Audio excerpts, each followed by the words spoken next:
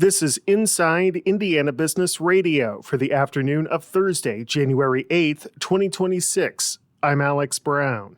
The Wayne County Area Chamber of Commerce has launched the Richmond is on a Roll campaign, designed to educate the public about the potential for Richmond and Wayne County to be considered for an Indiana casino license, joining Allen County and Indianapolis as potential future locations. CEO Melissa Vance said the move follows a study that said Wayne County is an area with unmet market potential. We started having some conversations locally to determine, is this something that we might want to pursue? And really the consensus was we would like to move forward with learning more and having an opportunity for our community to explore this. Vance said if the county decides to pursue a casino, it would ultimately need to be approved by residents in a referendum. South Dakota-based biofuels producer Poet is growing its presence in Shelbyville with a $203 million expansion. The company said the project will double its facility's bioethanol production capacity when fully operational and add 20 jobs. The expansion is expected to be complete in late 2027.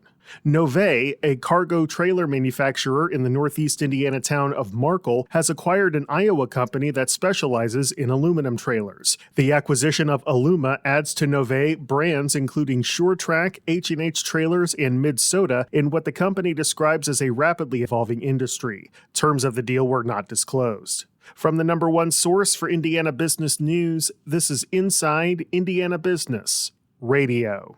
Thanks for listening to this IBJ Media podcast. You're probably going to remember this ad. Do you know why? Podcast advertising works. 85% of listeners recalled hearing an ad during a podcast, and 70% of podcast listeners have acted after hearing an ad. So whether you're looking to be heard across the entire IBJ Media podcast network, sponsor one of our shows, or just start with a 30-second ad, IBJ Media can help. Contact advertise@ibj.com to learn more.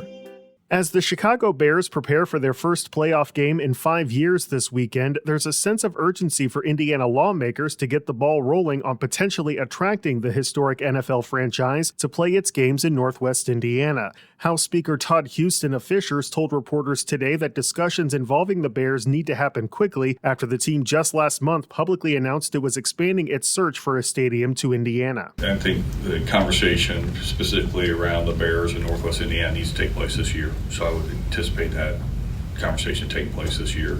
Houston's comments come after other lawmakers say they've had tentative early talks with the Chicago franchise. However, legislators told the IBJ the Bears have yet to get into specifics of what type of support they'd like to see for relocating. However, Houston's sense of urgency for another professional sports item, a Major League Soccer stadium to help secure Indianapolis's bid for a team in the league, is lower. He said he doesn't anticipate the conversation on that front to take place at the State House this year.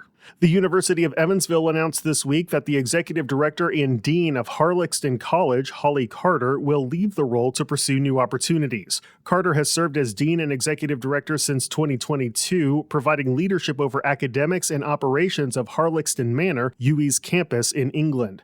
During Carter's tenure, she oversaw curriculum development, course scheduling, and partnerships with universities nationwide. UWE's library director, Kristen Strandberg, has been appointed interim dean and executive director.